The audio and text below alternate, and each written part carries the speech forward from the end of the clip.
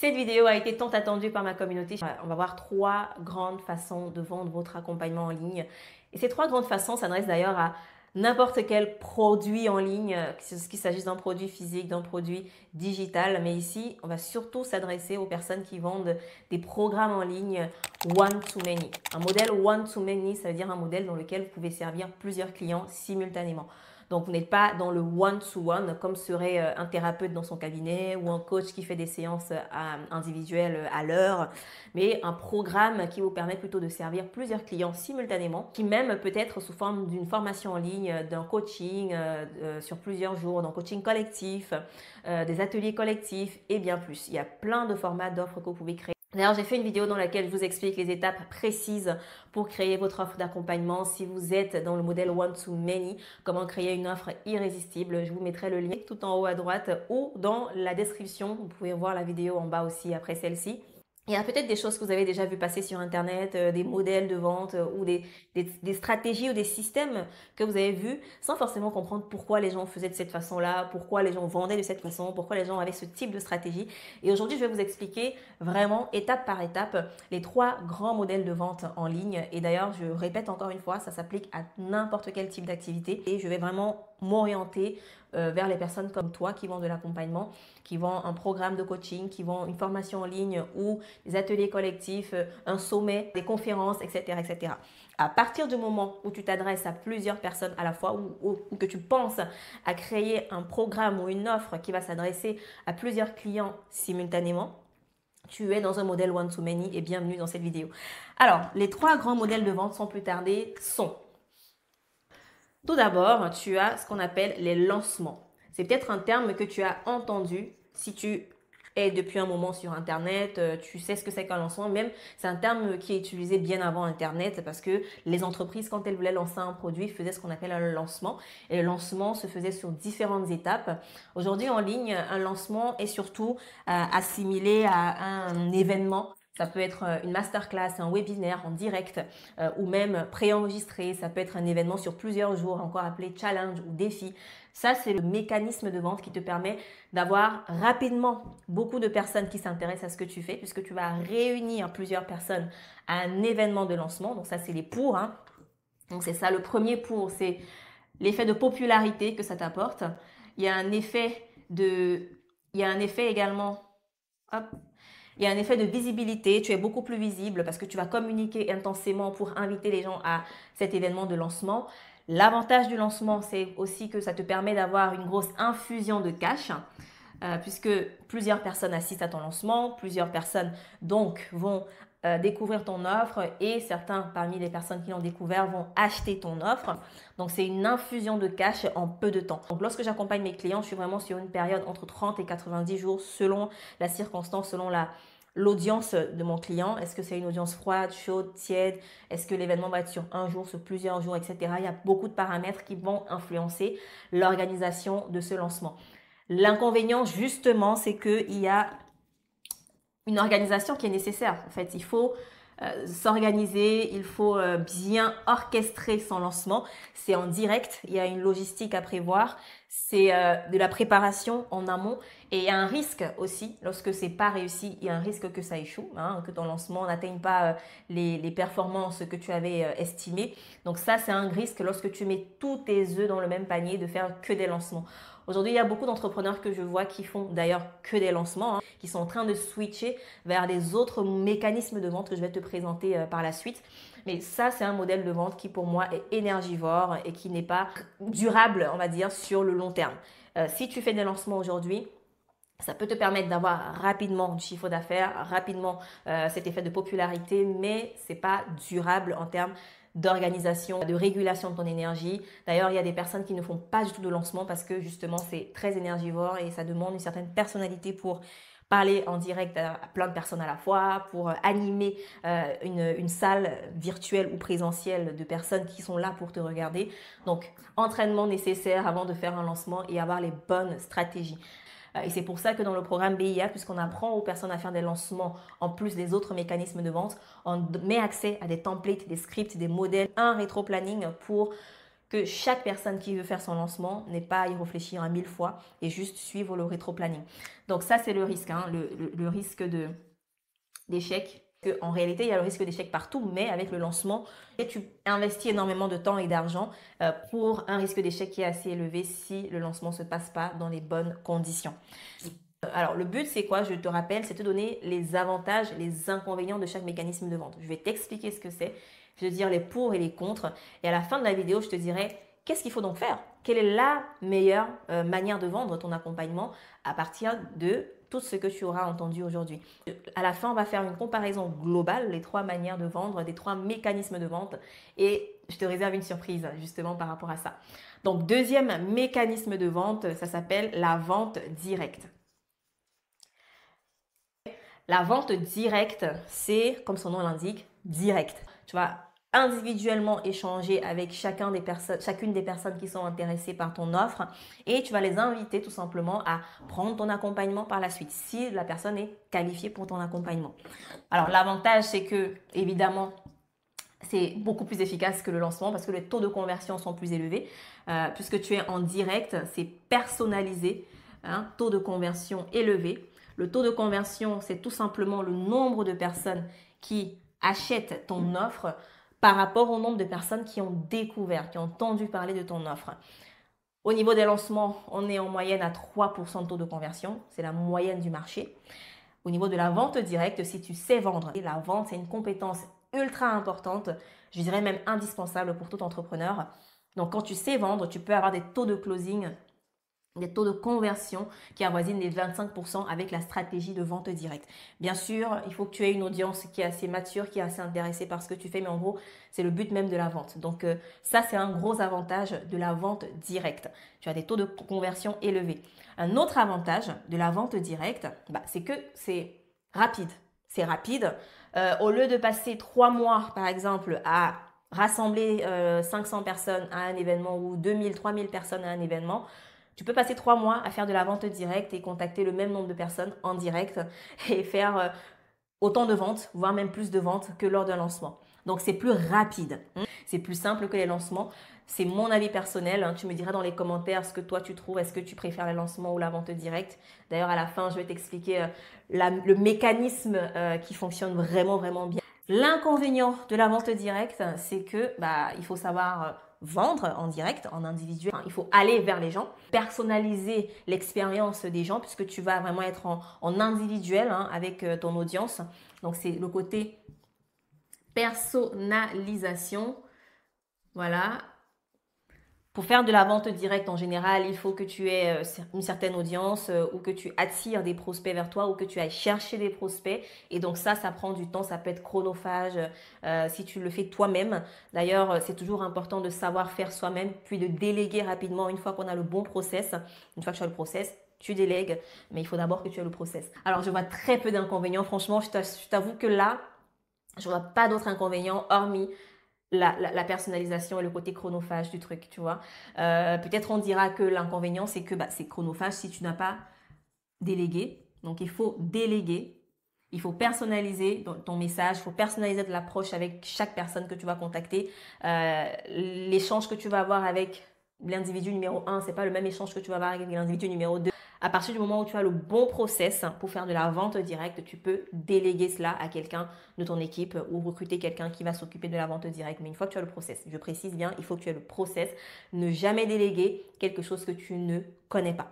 Et encore pire, lorsqu'il s'agit de quelque chose qui te permet de vendre ton programme.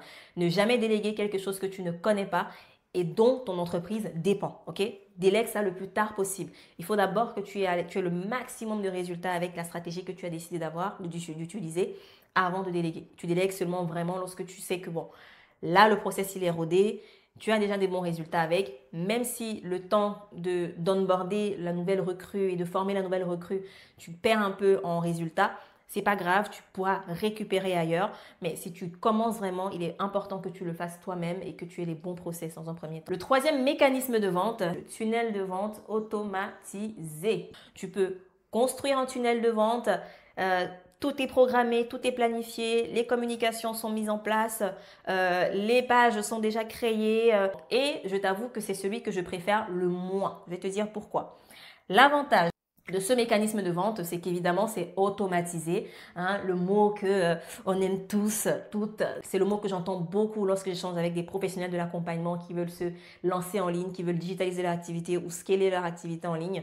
C'est je veux automatiser, j'aimerais voilà, mettre en place un tunnel de vente qui automatise et tout. Et ce qu'il faut savoir, c'est que c'est bien automatisé, mais pas trop tôt.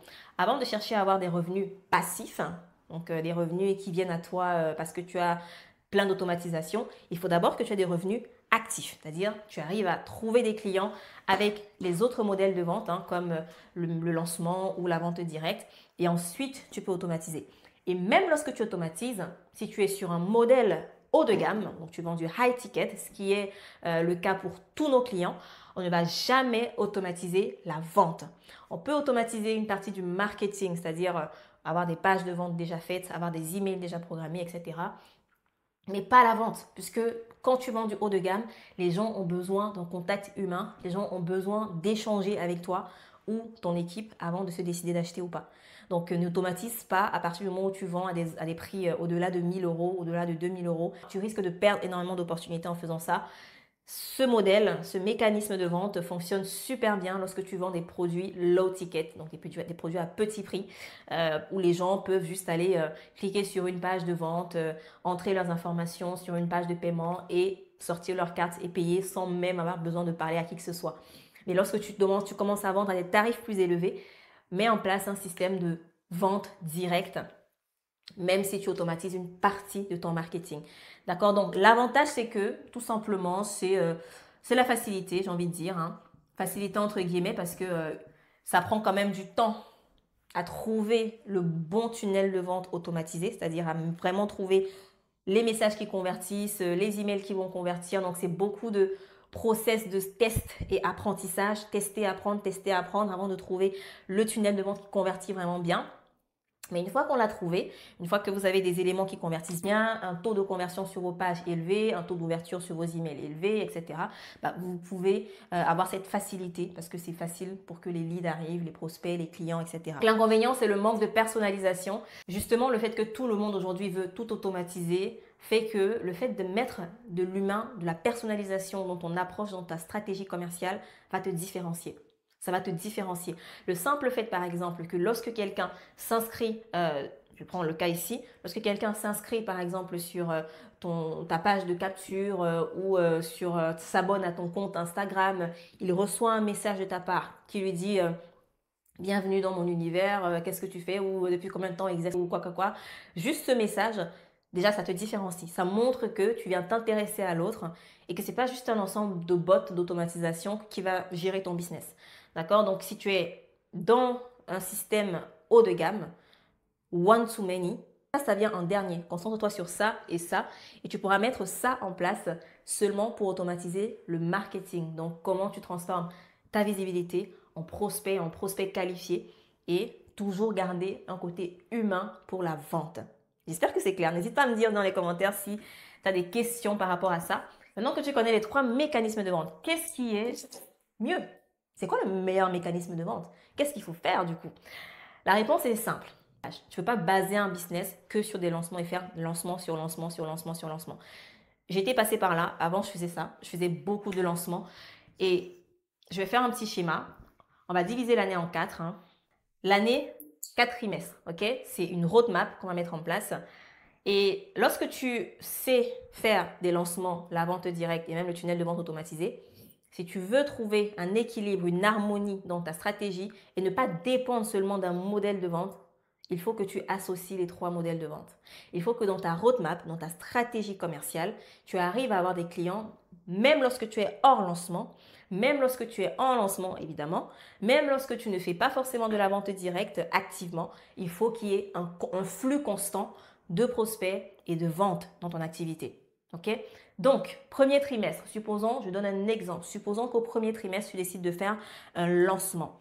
C'est 3 mois lors desquels tu vas te concentrer à faire ton lancement. Tu vas te concentrer à avoir le maximum d'inscriptions, le maximum de visibilité à ton événement de lancement.